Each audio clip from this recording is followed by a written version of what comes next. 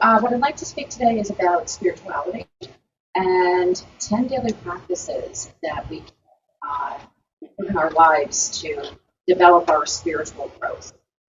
Take a few minutes every day for reflection. Whether you pray, meditate, or simply spend a few minutes in silence, self-reflection and quietude is one of the best ways to gain control of your thoughts and connect with your inner nature. Mindfulness, or the act of becoming more aware of your life, is another core practice for leading a spiritual life. When you practice mindfulness, you focus on the experience you are having right now, whether it's an action you're taking, the sensory perceptions you're feeling, or simply noticing the breath.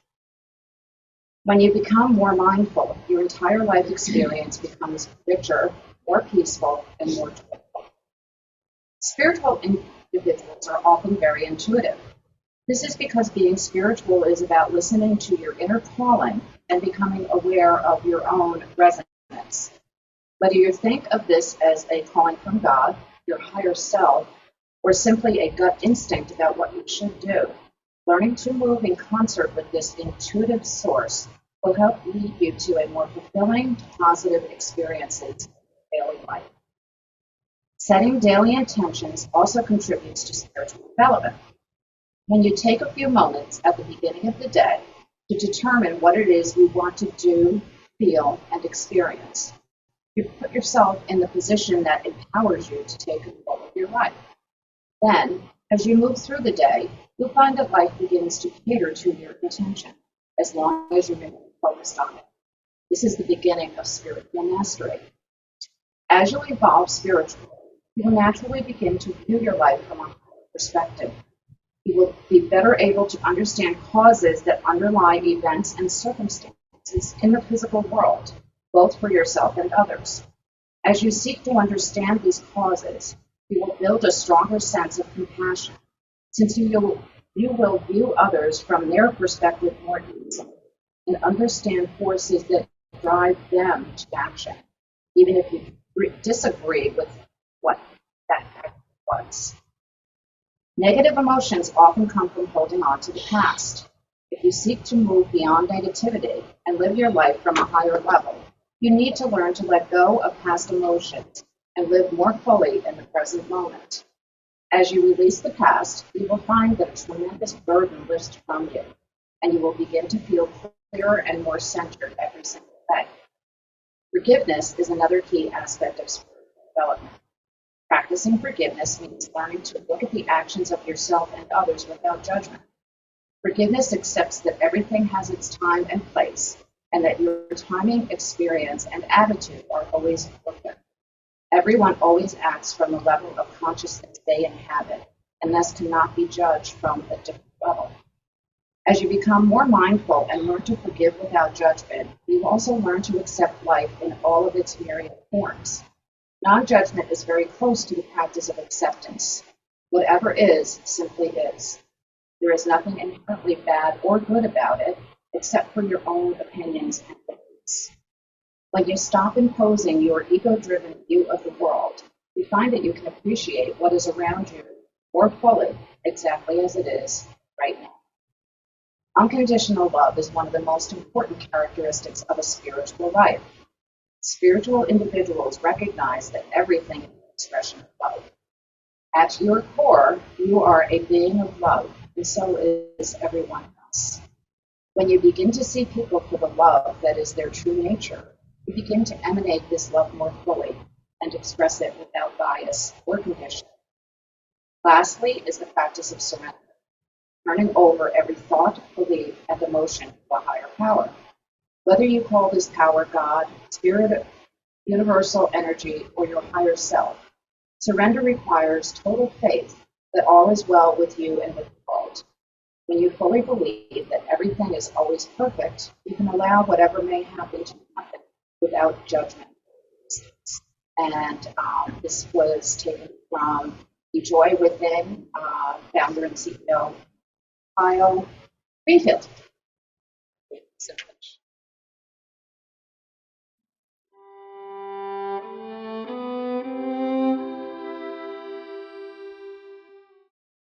Good day, everybody. Good day. when I was first asked to do this talk, I was like really excited. You know, I was like, oh, no problem, 5 minutes, 10 minutes, no problem whatsoever. And then all of a sudden, after I calmed down a little bit, I said to myself, what am I going to talk about? I'm like, whoa. And I started to wonder, what is inspiration? What is it? So I went to the dictionary, and the dictionary, get this, said, inspiration is the process of being mentally inspired to do or feel something, especially creative. That didn't help. I didn't never consider myself to be very inspirational. I thought I was just being me, nice, helpful, friendly. And when I was teaching before I retired, I was just a teacher. You know, I didn't think anything special. So I'm thinking, and then my father said to me, thanks, Dad, if you remember, it doesn't take this much or small effort to be a good person. And he said, well, you know, you can hold the door open for somebody. Or if you happen to be in a store and you see someone trying to reach up to get something off a high shelf, get it for them. But for my father, that was no big deal because he was like 6'2", 6'3", and it would just. So anyway, another thing he would tell me is, if you see someone in a supermarket and they have a couple of things in their cart, maybe one or two things, let them go in front of you. It's no big deal. Kind word here or there, kind gesture, a smile, handshake, a small act of bringing kindness. So, you know, I said, thanks, Dad. You know, what does that mean to have inspiration? So then Denise said to me, you know, if you recall a couple of things you did as a teacher or just being you, you really did kind of inspire somebody. And I'm thinking, what? And then Dad came up and said, listen to Denise and think about what she said. And I'm saying, well, you know, these things are kind of personal, and I just kind of feel a little funny about it. And he said, well, just talk about it and let them decide for themselves what inspiration really is. Because inspiration to some people may be a little bit different to other people. I said, okay, well, you know, let's be a new thing. There was one time in particular, Denise and I were always wanted to change cars. You know, maybe I was a little bit low on gas, maybe she was a little bit low on gas, no big deal. Until one day, Denise was a little angry at me because she happened to notice, to me, just a few pieces of candy wrapper. But to her, it was a lot of candy wrapper. So she said, you know, why are you eating all this fill in the blank candy when you know you shouldn't be eating this candy? So I said, Denise, I said, the kids were having a student activities fund, and I just couldn't say no. So she said, well, we decided to do this. Actually, it was what I did. So why don't you just give them money and tell the students to give the candy to someone who's having a bad day, but they couldn't give it to any friends, and especially don't let them know the candy from you. I said, okay, fine. So at first, you know, I told the class to do this, and I thought they would just find anyone to give the candy just to get it done.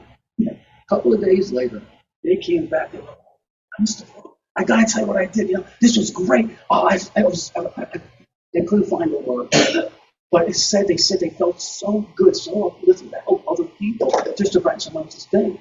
And what really surprised me was one of my students was walking through the mall, and she saw a little boy crying, just not really bad, maybe a little fidgety. So she asked the parent, do you mind if I give the child a piece of candy?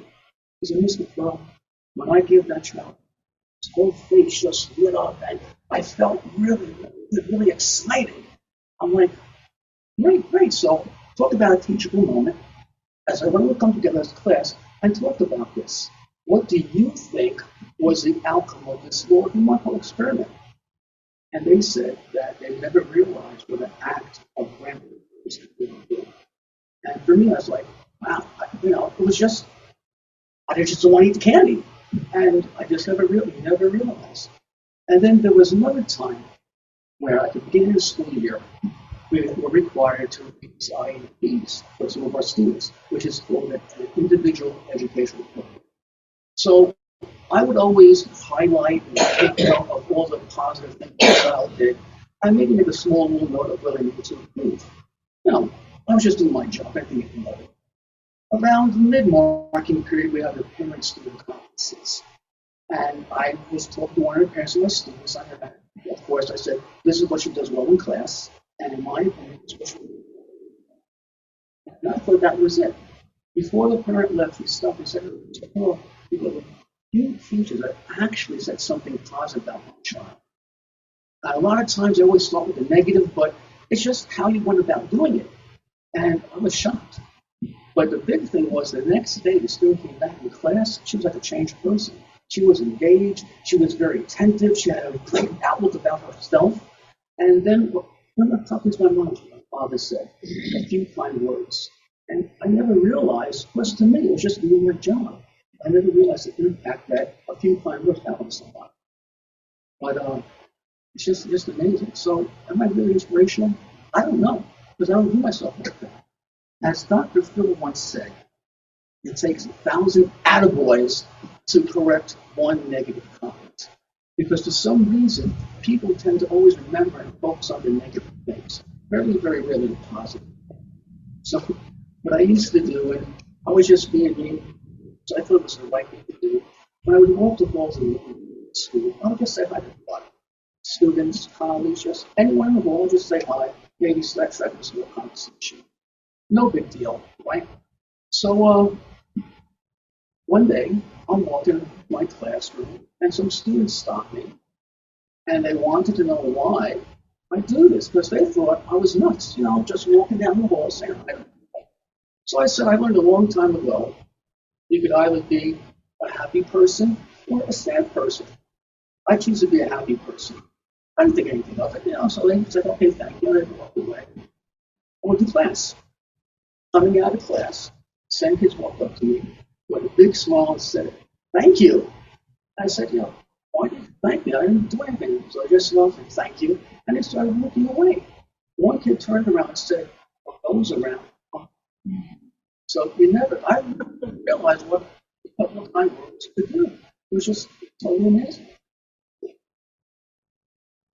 Which brings to mind English poet John Poe once said, no man's an island. You may never realize how one person affects another person. So, that sounds very nice, very logical. Again, I don't think anything good. Well, a couple of weeks ago, Denise and we're shopping, and you know how those salesmen come to, they always want to sell you something, and this time it was the solar panels. So he's talking, and we're polite, we let him talk. And all of a sudden, in the middle of everything, he stopped and looked at me and goes, I know you. And I'm thinking, I don't recognize him. I never had him as a student. So he's like, wait, don't tell me. He goes, I definitely know you. So I'm like, okay. So let's talk about, strange pauses. And I'm thinking, who is he? And he's thinking, who is it? And all of a sudden he goes, you're the teacher that walked around school. Everyone thought you were nuts by just saying hello. A couple of my friends had you as a teacher. I was like, wow. So you never really know. The point is, you never really know what's a simple act of kindness, a few kind words from another person. Was being an inspiring person, it comes from the heart. And what inspires one person may not inspire another person. So hopefully you're going to have a great day and see who you can inspire. Thank you.